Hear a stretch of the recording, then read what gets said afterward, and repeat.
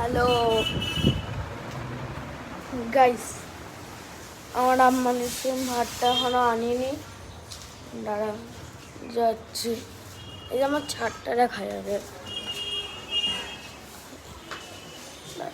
মাই ছাদ।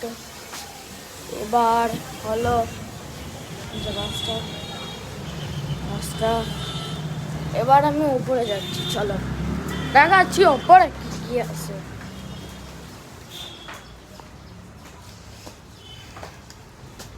আম্মা নিয়ে চলে এসছো? আরে ভাত নিয়ে আসছো? হ্যাঁ, আম্মা ভাত নিয়ে চলে এসছে, চলো নিয়ে চলে আসি। এই জুতো নাই তো।